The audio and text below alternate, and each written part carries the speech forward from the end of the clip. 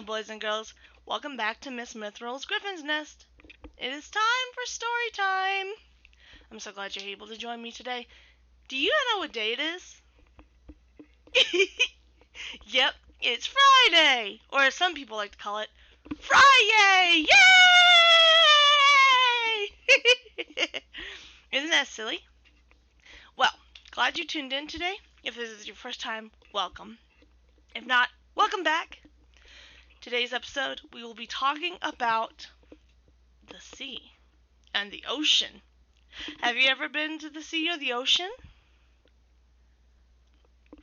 What's something that we sometimes go in when we're on the water? What's that thing that we sail on? Sail on a boat. That's right. Today's book is going to be very special. It is a very cool book that I cannot wait to share with you, called Rainbow's Landing.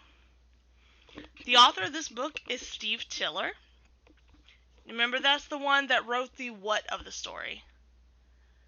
That's right, the words. And the illustrator did what? He made the pictures. And the illustrator's name is Robert Crimmins, excuse me. Alright, so without further ado, let's go ahead and get started with the story. Hope you enjoy.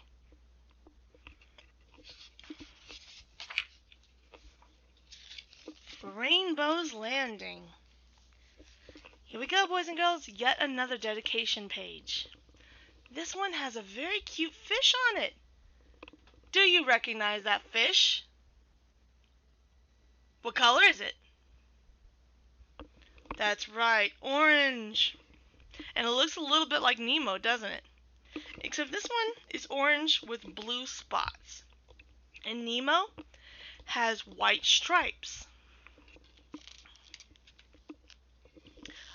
The dedication page says, to the Fred and Lucy Harris family, to the Tallahassee group, my home away from home, to my son Ben, whom I always enjoy, and to the Paradise Father, who gives us form, substance, and meaning. So it seems that where the writer is from might be from Tallahassee.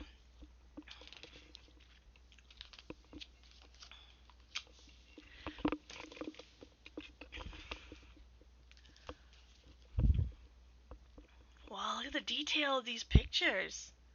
The color quality. Whoa. Do you see this guy down here at the bottom? Oops, excuse me. What color is he? Purple, that's right. We're going to learn a lot about him. Freddie! Lucy the clownfish cried joyfully as she dove into a mass of waving purple tentacles. Those tentacles belonged to Fred. Lucy thought Fred was the most handsome sea anemone in Rainbow's Landing. Fred was Lucy's closest friend. She loved to tell the news from the reef, and Fred loved to hear it. What did you see today? Fred's eager voice floated to the sharp ears of the clownfish.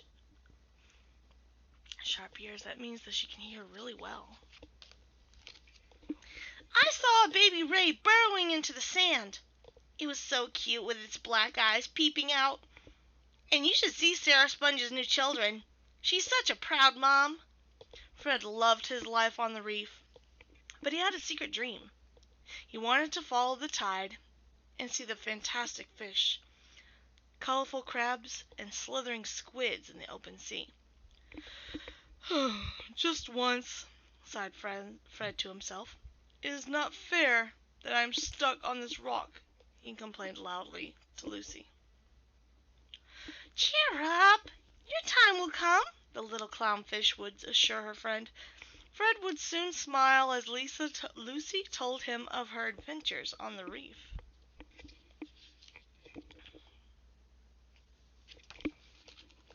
I saw the most fantastic lionfish, she chuckled.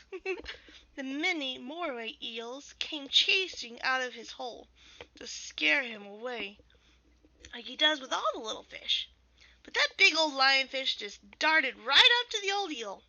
boy, did that eel slink back into his hole fast. Fred always got a nervous feeling in the pit of his stomach whenever he heard about the moray fish.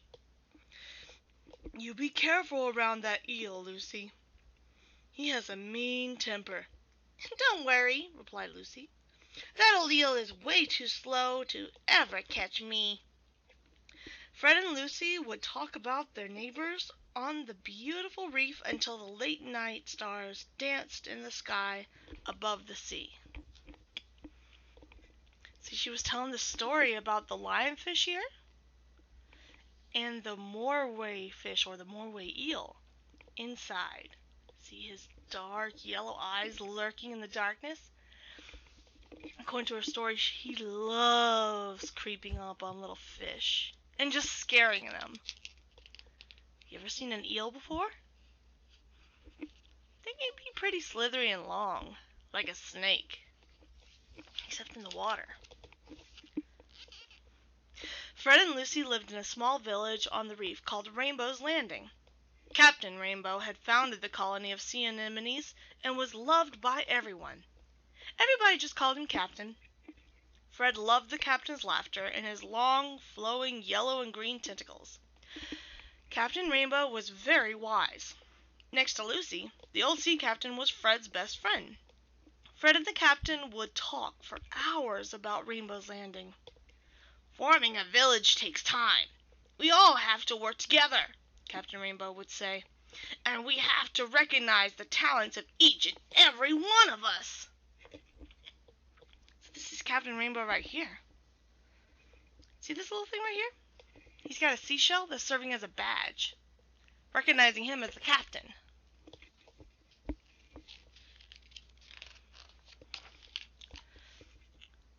"But just what are my talents?" asked Fred.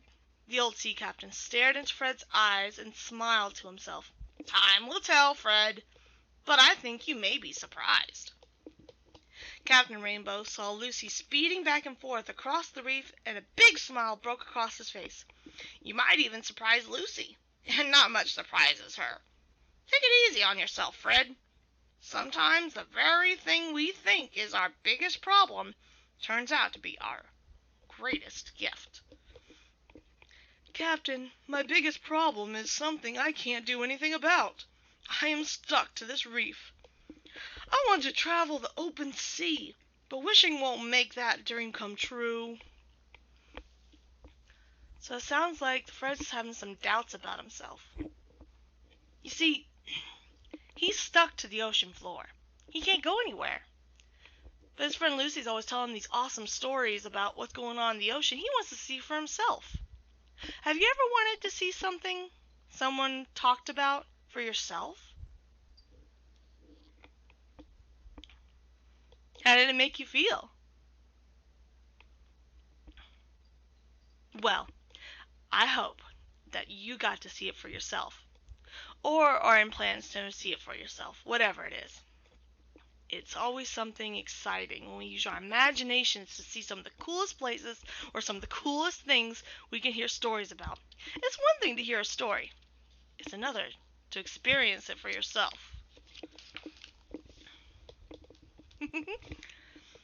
The captain looked at his young friend and announced confidently, "Dreams do come true. Life can change with the courage to let those changes take us to our dreams." "I don't think I can make this dream come true, Captain Fred." Excuse me, Captain. Fred's discouraged voice floated quietly on the waves. "Have faith, Freddie. If you can dare to dream it, the great sea can make it come true. When the time is right, you will know." So Captain Rainbow is not letting him doubt himself for too long, is he? Oh, I'm starting to get excited about what's going to happen next. Here's Lucy. And there she is with those white stripes we were talking about. As you know, she's a clownfish. You can see them really up close here, can't you? Look how round her eyes are. "Hello, Captain Rainbow," shouted Lucy as she dove towards him. "Hello back, Lucy Clownfish," called the captain. "I was just telling Freddie that he needs to trust himself and to trust his dreams." "I have been telling him that myself," she giggled. I know," said Fred, smiling back at Lucy. "Choose your path," Captain Rainbow began one of his famous sayings. "Ride the tide and dig in deep," said all three, finishing together with a laugh. You see this collection of yellow fish right here? Are they all fish, or do you see something especially different? That's right over here. See it? Do you know what that is? It's not a fish. It's a submarine. A submarine. More specifically, a yellow submarine. Blending in to look like these other yellow fish. Very cool, huh? Time passed comfortably on the colorful reef. The captain and Fred had many long talks. Lucy explored every day and brought back news of all the wonders she found in the deep blue seas around Rainbow's Landing. One day, a large storm struck. The waves crashed over the shallow reef, uprooting sea lilies, bashing sponges, and sending fish swirling away from its shelter. The sea anemones of Captain Rainbow's Landing village were hanging on for dear life. Oh my goodness! Look at all this insane stuff. Excuse me, that's happening. Oh no! Things that were once stuck to the bottom are no longer stuck to the bottom. They're about to float away. Well, let's see if everything's going to be okay. Fred felt his grip on the reef begin to break loose from the jolt of the crashing waves. He was terrified and he clutched at the ledge. Suddenly, a calm voice spoke quietly in his mind. "This is your time. Let go and follow your dreams." Fred's excitement mounted. In that moment, Fred knew he could leave the safety of the rocky ledge and find adventures in the open sea. Each wave bent him back further and further. As his courage grew, a large wave crashed over him. The strain of the great sea tugged against him. Fred knew he could twist free. Thrill and fear surged through him with each pull of the tide. He heard Captain Rainbow's strong and steady voice above the storm. "Freddie, there's not much time. Remember, choose your path, ride the tide, and dig in deep."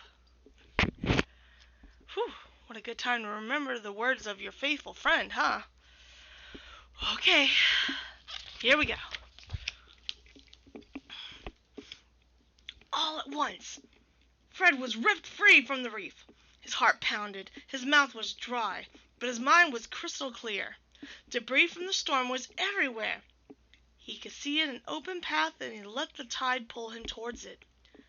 "Lucy!" Fred called into the storm. "I'm free! Follow me if you can!" He didn't hear an answer, but he knew Lucy was always nearby. Fred rode the wave as it pulled him along the open sea. Even with the fury of the storm, it was thrilling to be free. He could see the most fantastic shapes. Gigantic sponges shaped like wondrous horns on the imaginary dragons rushed past. Colossal fan corals whipped from side to side in the pulling tide. Oh, it's starting to get pretty stupendous already, huh? The current towed him past two towers like ancient guards, standing between the ridges of the reef. Fred's fear changed to a sense of wonder. Fish soared past the rubble of the passing storm. Fred slipped under a huge stingray with vast fins surfing the storm tide. The current pulled Fred back and forth, driving him towards a drab vertical wall where no living thing was seen. He could hear Lucy shouting at him, but he was too far away to understand her. It mentioned he was underneath a stingray. Do you see the stingray? If we find the stingray, then we can find Fred. He's somewhere in here. Look carefully.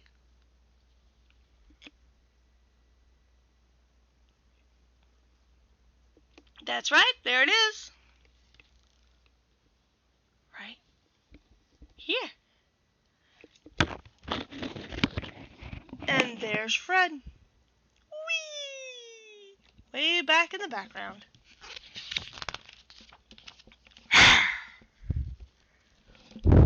Suddenly, out from the crack of the rocks darted wicked yellow eyes and enormous teeth. Panic flooded Fred as the cruel mouth shot out of the rocky ridge to tear him apart. Out of the corner of his eye, he saw Lucy flying towards the blind side of the moray eel. She hit him in the back of his yellow eye. The moray flinched, and snapping jaws missed. The surf surged again, and Fred streamed past the stabbing teeth of the nasty eel. Fred was shaking with fear. Whew. He turned just in time to see the eel's mouth open wide, the wicked teeth slam shut, and Lucy disappeared. Oh, she sure saved him this time, huh? Look at that, he's all tangled up in a knot. What'd I tell you? Like a snake. Whew. Fred feared Lucy was lost forever. He had never felt so alone. Fred was tired, and he was afraid. He watched carefully. He saw a ledge up ahead. Fred chose his path. The current flowed, and he rode the tide towards the rocky ledge. As he came into reach of the reef, he dug himself into a shallow crack. The sea tried to pull him back, and he fought the tide and gripped the ledge. The surge passed, leaving him in place. The next wave hit him, but he held on. Another wave came, and another. Fred dug in deep. The captain wasn't kidding about digging in deep, mumbled Fred wearily to himself. The tide to grip the reef left him exhausted. Fred groaned when he thought of Lucy. "Ooh, how did I let this happen?" he asked himself. Slowly the storm passed, and the waves rocked Fred to sleep. He's not where he was before, is he? No, he's somewhere entirely different now. Can you see him? How do you think Fred's feeling right now? Yeah. He might be feeling afraid, confused, maybe a little bit happy that he did his best, a little proud, that he fought hard against the current, as the waves tried to rip him away and keep on taking him to a further and further place. But he held on tight, didn't he? He fought hard to dig in deep on that ledge. He made his choice. When Fred woke, he looked around for Lucy until he remembered the battle with the eel. Fred could see Rainbow's Landing on a ledge across the reef. He was a very long way from home, and a great sense of sadness swept across him. Fred saw Captain Rainbow's long, colorful tentacles waving at him. Then suddenly, out of nowhere, shot a familiar streak of orange and white. So see, even from way over here, he could still see his friends down there. But they were really far away, that's why they look so tiny, compared to this big old whale sailing across this way. He could see where he was, but he knew he wasn't there anymore, and he probably wasn't going to be able to go back. Lucy! Fred's heart leapt with joy. Freddie! Lucy cheered. Fred was amazed. How did you get away? I saw him eat you. Lucy took a little bow. Eat me? Not likely, she giggled. I told you I was way too fast for that old eel. Sometimes I swim through his teeth just to warm up in the morning. Boy, are you a mess. But I will have you cleaned up in no time. The captain sends his regards, Lucy told her friend. He said he knew you would fulfill your dreams. So do you know what she meant by cleaning him up? If you've ever seen any documentaries or videos, clownfish and other little fish like to swim amongst these little guys, like the anemones, like Fred is. It helps them get clean. Well, You ever seen them reach out the little tentacles like they're tickling them? That's why these two characters are such good friends. In real life, those species are good friends too. Fred looked surprised. What do you mean? I haven't fulfilled any dreams. I got torn off Rainbow's Landing. Your dream of exploring the sea, Lucy reminded him. Well, yes, but the great sea made it possible, Lucy said firmly. Dreams don't always turn out exactly like we think, you know. But I didn't want to get sucked in here, Fred pointed out. You're not stuck. Captain Rainbow is so proud of you. You had the courage to follow your dream when the time came, and now you will be your own captain and begin a new village of your very own. You see that? Fred's going to become his own captain, making his own little village just like Captain Rainbow. How about that? Fred was stunned for a minute. A captain? Me? He looked around at the ledge where he landed. Start my own village? He looked across the shallow pools, toward Rainbow's Landing. Finally, all the long talks with the captain made sense. Fred chuckled. He looked back towards the dancing tentacles of Captain Rainbow. They seemed to congratulate him. Fred's grip on the reef grew more solid. This rock was his own.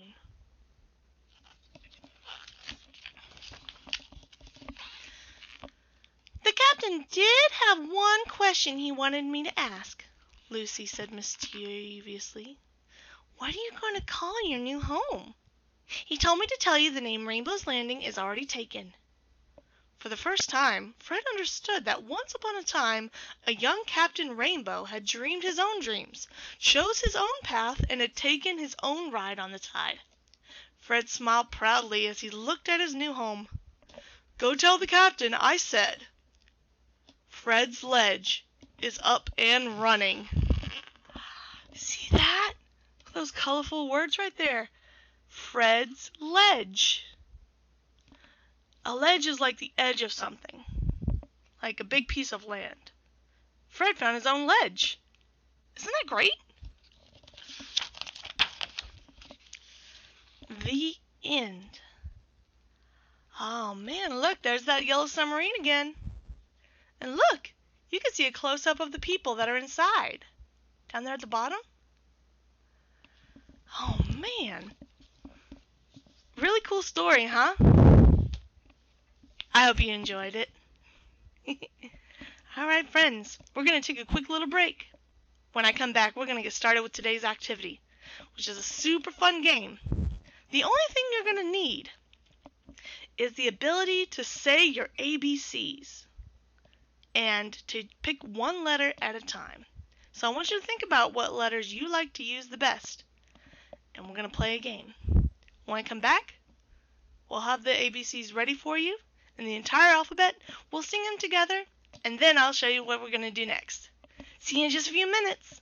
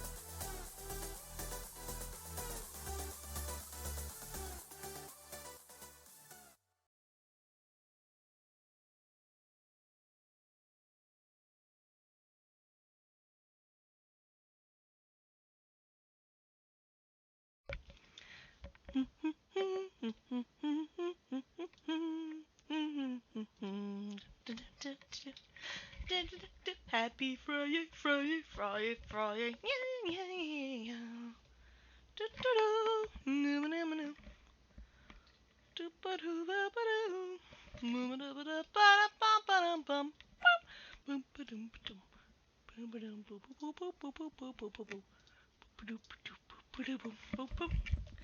Okay, boys and girls, welcome back. Glad to be back. Alright, so, does everyone here know their ABCs? Excellent. Alright. Do you happen to know what letter your name starts with? Since my name, as we talked about the other day, starts with an M, M. This letter right here. See it okay? These letters all make a sound. And when the letters get together, working like a team, like good teamwork does, it makes a sound that makes a meaningful word. So my name starts with an M, Mythril right here. Your name might be Odie. So your name would start with an O. You might have here. Odie. Or if your name was Christina, you might know that your name is the third letter in the alphabet. C right here. Orange one. Christina. Now the C makes two sounds actually. It can make a k sound or a s sound. A lot like the letter S. But try not to confuse the two. So C for cat. But also C for celery. You see? How about we sing the alphabet together real quick before we get started with the game? Ready? On the count of 3. We're going to start singing our ABCs. 1, 2, 3. A, B, C, D, E, F, G, H, I, J, K, L, M, N, O, P, Q, R, S, T, U, V, W, X, Y, and Z. Now I know my ABCs. Next time, won't you sing with me? Oh, you did fabulously. Oh, I really enjoyed that.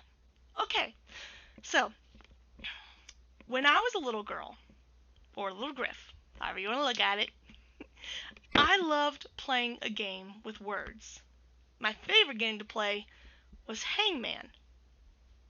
Crossword puzzles was my second favorite, but that didn't come until I was a little bit older. When I was really little like you, I'd play a game called Hangman. So 2 things you need with Hangman.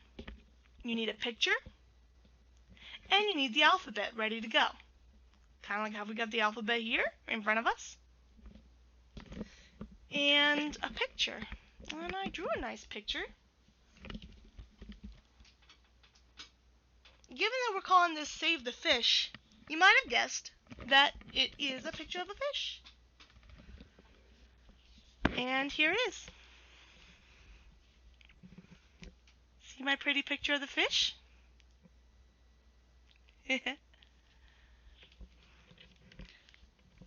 What are the things that you see in the water?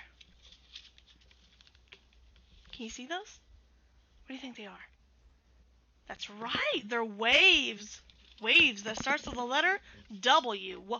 Waves. And what's this up here in the corner? The orange sun. Very good. And where's our fish? What color is the fish? That's right, blue. Right there jumping out of the water. So, I'm going to need your help. Start thinking of the letters you want to use. You can pick any letter you want. And every time we pick a letter, Miss Mythril is going to take that letter down. Either the letter will be in the word or it won't be. If it's in the word, we are that much closer to solving the puzzle and saving the fish. But if the letter is not in the word, then we have to erase a piece of the picture. And every time we erase a piece of the picture, we come closer to not being able to save the fishy.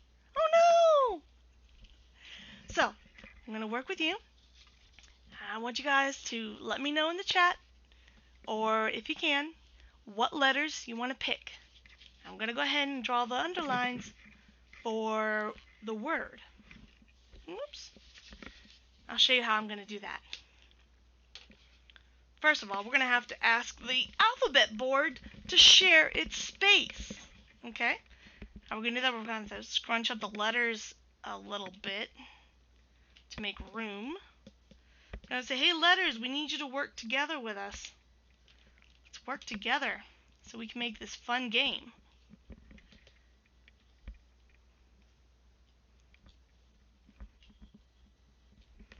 Alrighty.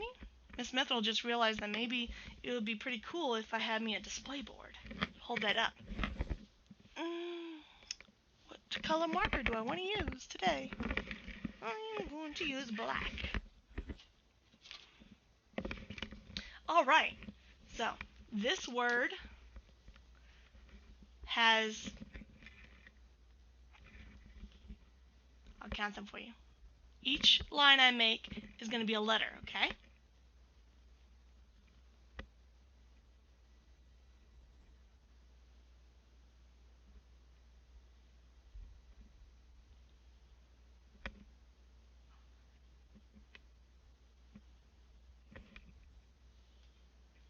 Okay, you see these lines?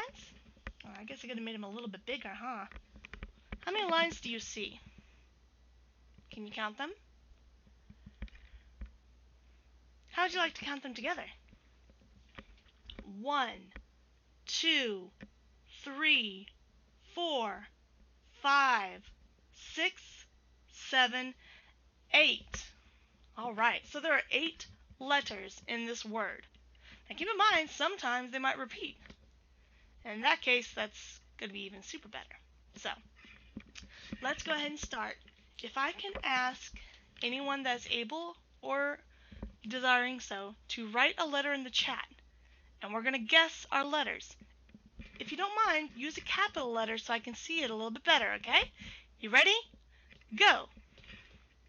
Let's go ahead and put in any letter that you see here on the board, and we will see if that letter is right or not.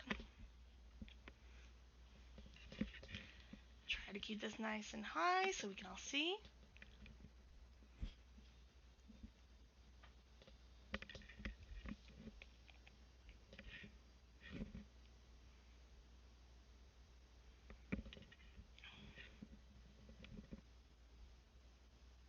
Alright, does anybody have any letters for me?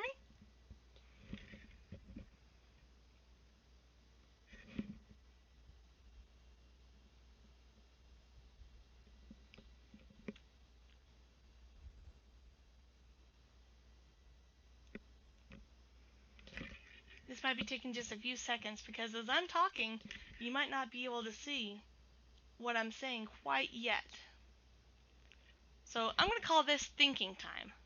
Alright, that means that you're thinking about the clue or the letter in the game. Alright, I see somebody has put D. D? Where is D? A, B, C, D. D was picked. Unfortunately, there is no D in the word. Oh no. So that means we have to erase a little bit of the picture. Oh, yeah, Miss Mythril's definitely running out of space here. I'm going to erase one of the waves right here. Alright, one of the waves in the water is gone. Alright, now we need to think of another letter. I'll bring the board back up so you can see, but go ahead and think about what letter next. You can pick any letter you want. Tell you what, maybe we can sing the alphabet one more time without the letters that we chose. Let's try it. A, B, C, E, F, G, H, I, J, K, L, M, N, O, P, Q, R, S, T-U-V, W-X, Y-N-Z. Did you catch that? We left out the D this time. What letter are we going to use next? Oh, I see somebody has used the letter I.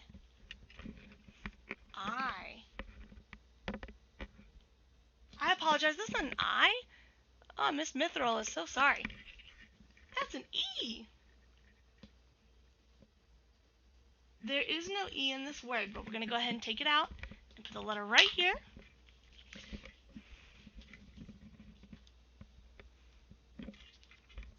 All right. I think I'll go ahead and erase another wave. It's another small piece of the picture. All right. I want you to think of another letter and go ahead and put it in chat if you'd like.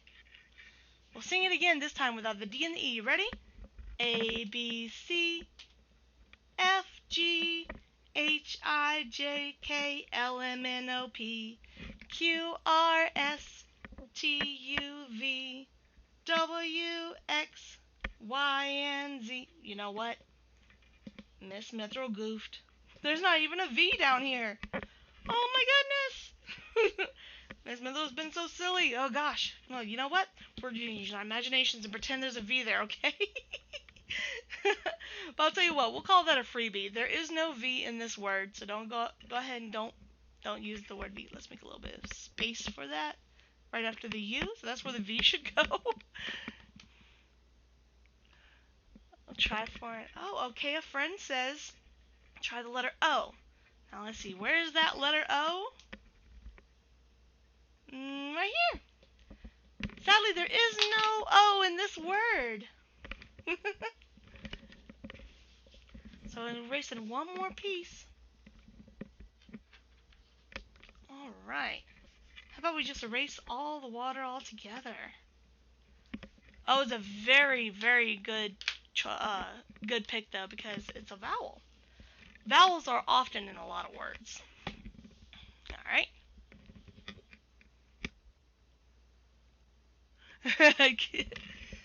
Alright, let's try singing it again. A, B, F, G, H, I, J, K, L, M, N, P, Q, R, S, T, U, W, X, Y, and Z. Alright, do I have any other guesses? What do you guys think?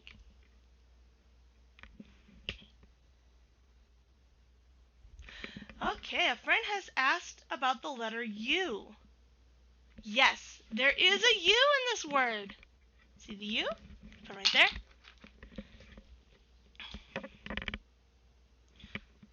In fact, there's two U's. Whoop. Okay, Miss Mythril might not have the best writing up on the side right this. It's kind of hard to draw or write sideways. Two U's. Look at that. So we've only got 1, 2, 3, 4, 5, 6 letters left because that one choice had 2 letters. And 8 minus 2 is 6.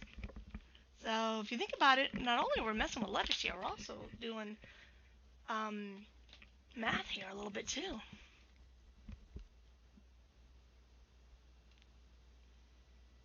Alright, so let's sing it again. A, B, C, F, G, H, I, J, K, L, M, N, P, Q, R, S, T, W, X, Y, and Z. Alright, what's the next letter we're going to guess, friends? Very carefully. Think. Take your time.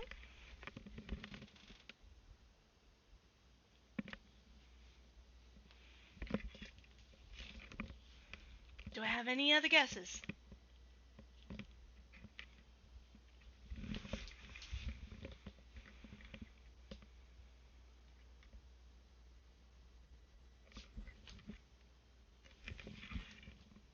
Alright, a friend has guessed the letter R. Yes, there is one R. Very good, friend. I'm going to put the R right here. What color is our R down here? Do you remember where it's at? That's right here. It's the orange one. There goes R. Good job, guys. You're doing wonderfully. We still got quite a bit of the fish to go, and the sun. So we are really ahead. Excuse me. Let's sing it again. Ready? A, B, C, F, G, H, I, J, K, L, M, N, P, Q, S, T, W, X, Y, and Z. Excellent. All right. At this rate, we're going to be able to save that little fishy. What's next?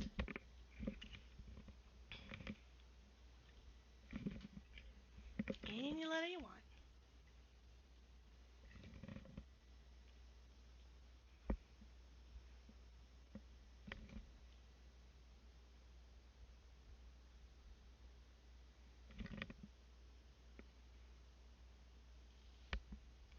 All right. A friend said to choose the letter M, like Mythril. Yes, there is an M at the very end. And where's that M at? Here it is. There it goes. Good job, friend. All right. Let's sing it again. Ready? A, B, C, F, G, H, I, J, K, L, N, P, Q, S, T, W, X, Y, Z. It's getting really gappy, that alphabet now, huh? All right, what's the next alphabet letter, friend? What do you think?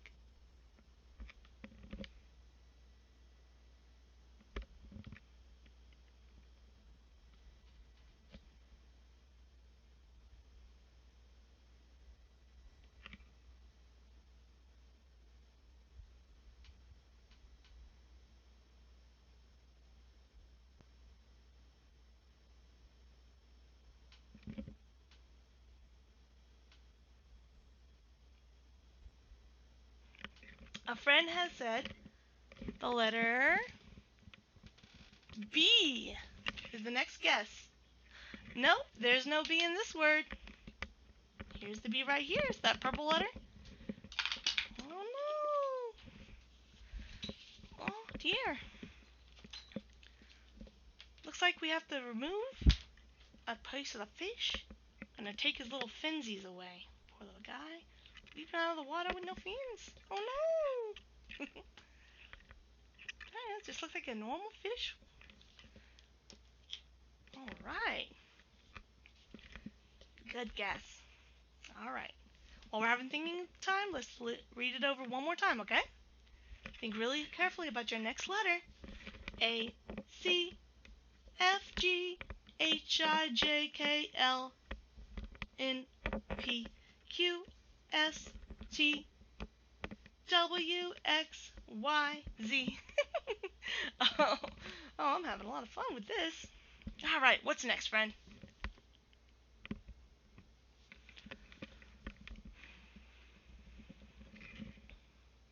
Maybe this might be a fun time to go get Mommy and Daddy, see if they can help you out.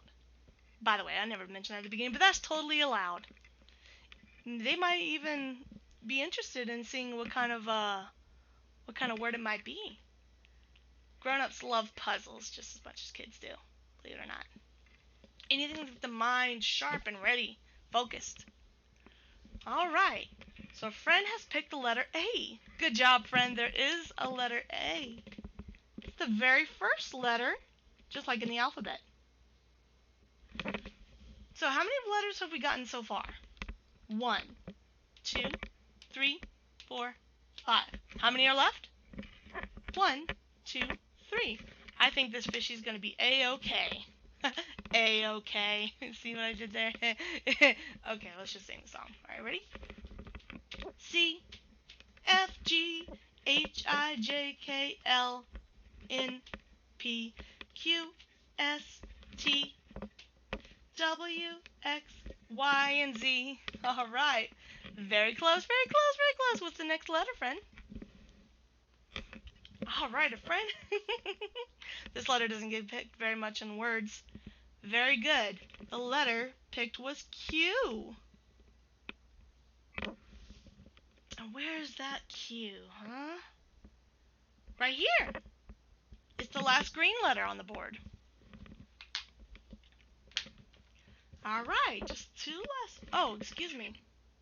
I'm sorry. There's one left because Miss Mythril forgot to put the second A here. There were two A's in the word, not just one, just like with the U. All right, let's sing it again.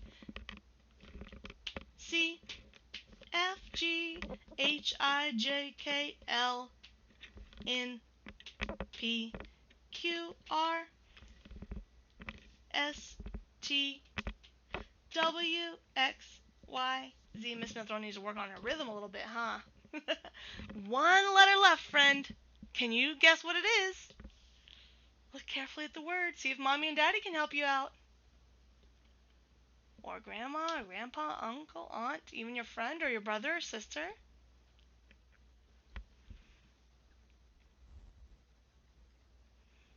Good guess. Friend guessed the last letter is I. And congratulations, we saved the fishy. The word is aquarium. Do you know what an aquarium is? It's where fishies can live, right? We have different places that we like to visit, and one of them can be your local aquarium. If you're curious to learn more about where the closest aquarium is to you, be sure to see if Mommy and Daddy can look it up for you. Aquariums are sure a lot of fun, and you can see all sorts of beautiful creatures just like we saw in the book today, but you can see them through a very, very thick glass.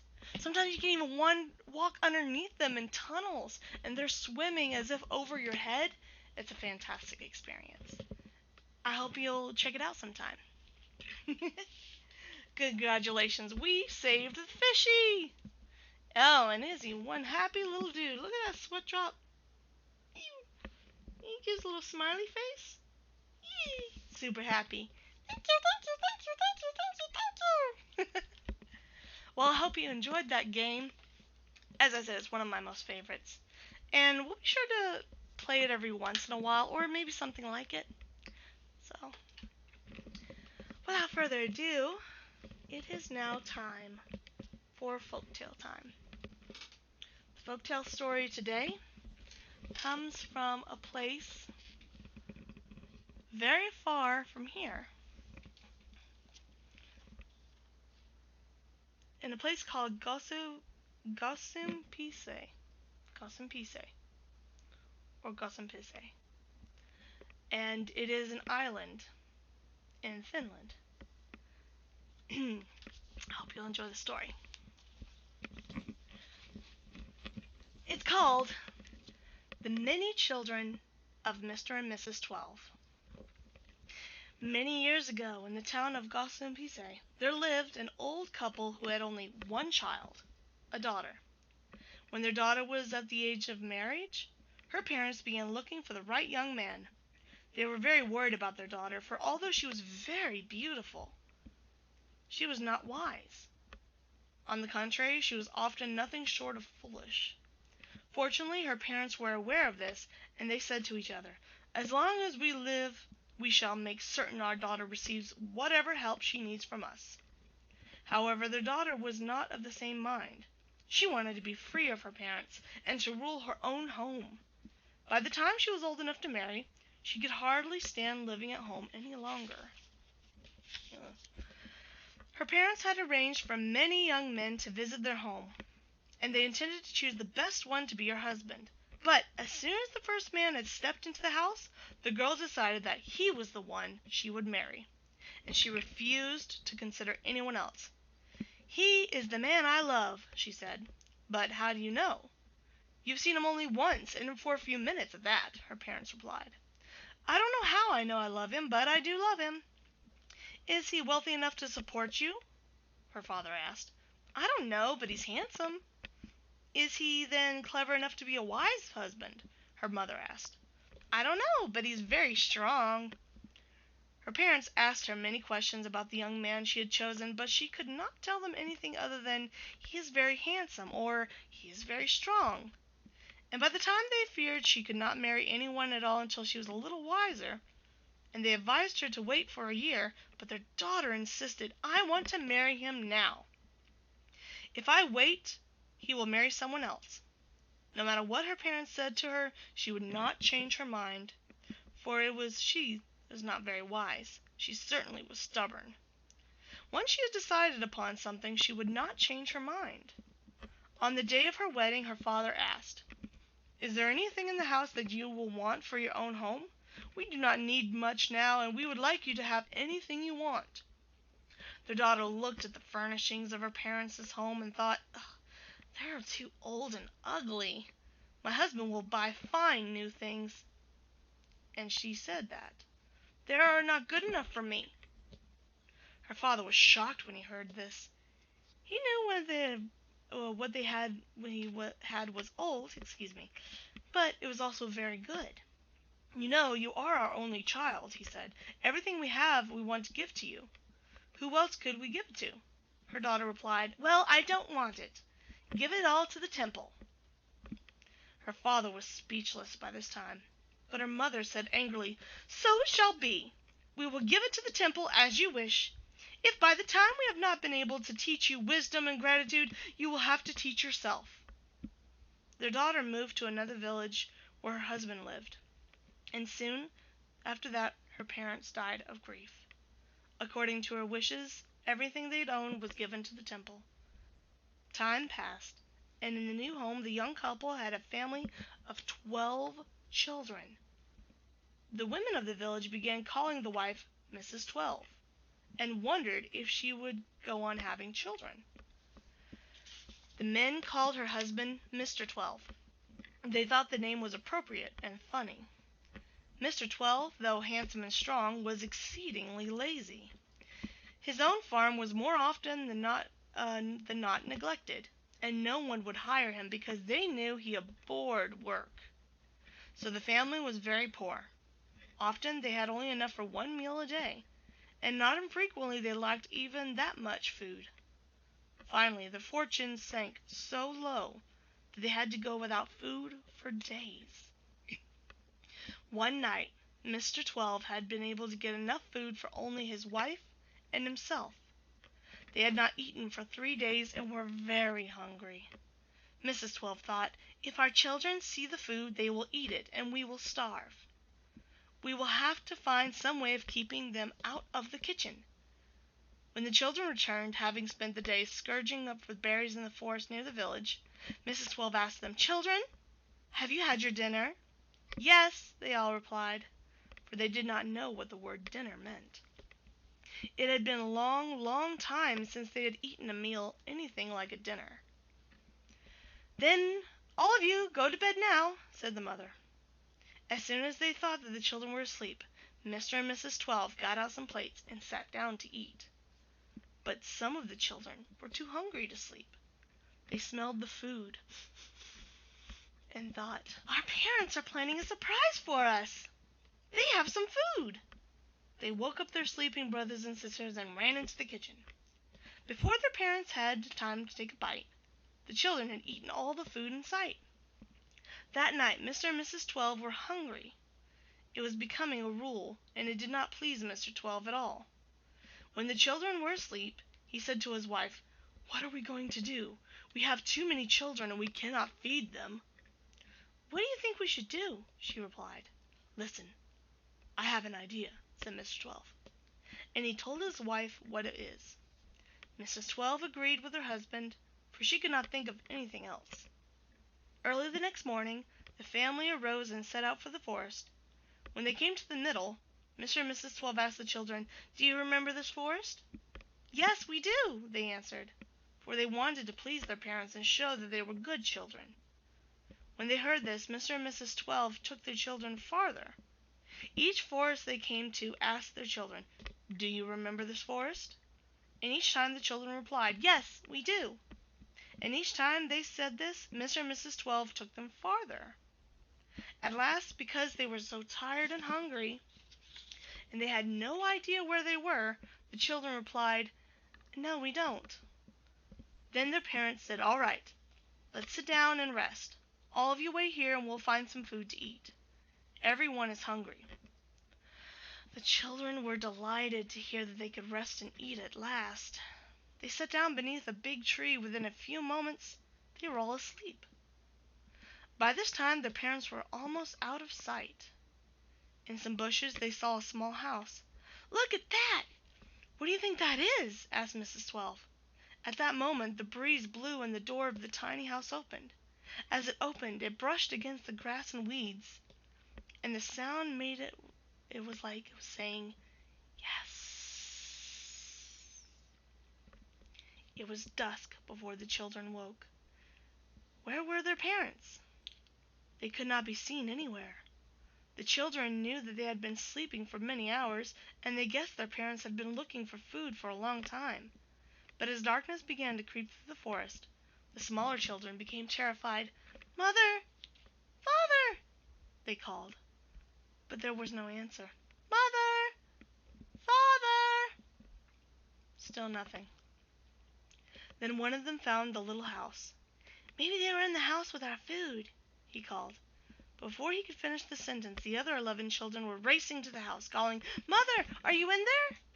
The breeze blew the door open, and they heard a whispering, "Yes." Then the children cried, "Father, are you there?"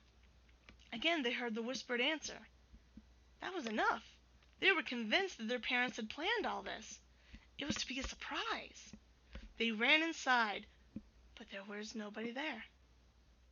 For several minutes the children ran around the house looking for their parents. They ran inside and out, and in doing so they pushed the old door off its nearly broken hinges, and again they called, "Mother! Father!" But in spite of the continuing breeze, there was no answer. By this time, Mr. and Mrs. 12 had left the forest and had fled to another town. For several years they lived there. They were forever poor, although they no longer had any children to feed. But they were contented at last. But when Mr. 12 died, his wife found that she was so sad and lonely. She too was old and found too old to find another husband, so she decided to return to the forest to see if she could find her children again. While their parents had begun a new life in a new town, the children had remained in the forest. They did not know where to go, and they believed their parents would surely return. They ate leaves, roots, berries, and other things which they found in the forest. As the months became years, long hair grew all over their bodies. They grew no taller, and somehow each grew a tail.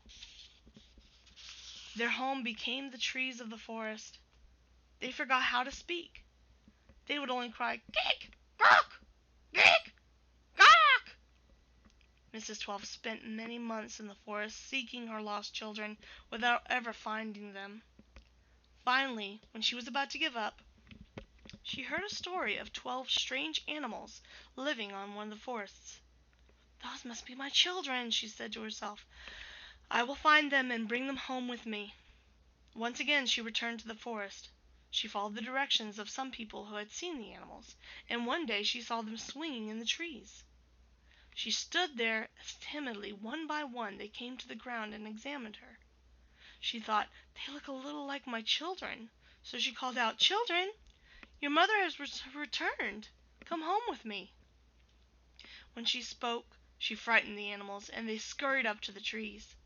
They could no longer speak, and they could not understand what she was saying to them.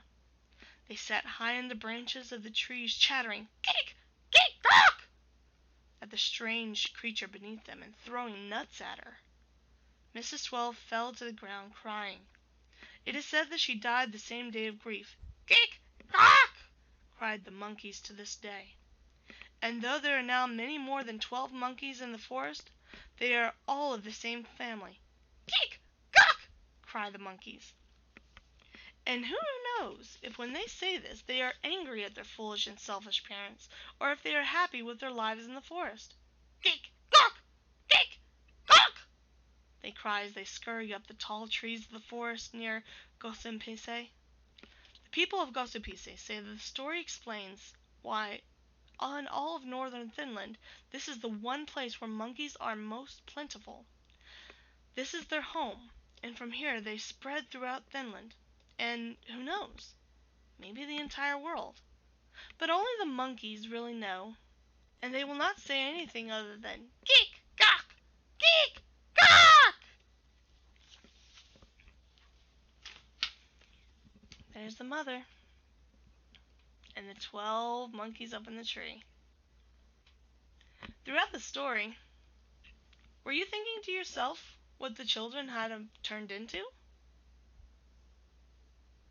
There were a couple of hints in there, such as they would eat nothing but nuts, fruits, and berries. They didn't grow any taller. They grew long fur, and they had sprouted tails. It's a very sad story, isn't it? This mommy decided not to take care of her babies. Sometimes it can be hard to choose to be wise. But as they say, you reap what you sow. And if you choose not to be wise and make better decisions, some of the most drastic things can happen sometimes. Well, that's the end of our last segment for this week. Boys and girls, I have had an immensely fun time with you this week, and I hope you've had fun too. If you have any questions that you'd like to write into the show, feel free to ask Mommy or Daddy to write me a letter. I'll be glad to even answer your questions in an episode. But you don't have to use your real name if you don't want to. Like Miss Mythril, you can have an alias. Do you remember what alias means? That's right, a nickname. You can use any nickname that you'd like. I hope to see you all again back next week, and it has been a pleasure spending time with you, and I had a lot of fun. I'll see you on Monday, okay? Bye-bye! Bye-bye! Bye-bye! Bye-bye! Bye-bye! Bye-bye! Bye-bye! Bye-bye! Bye-bye!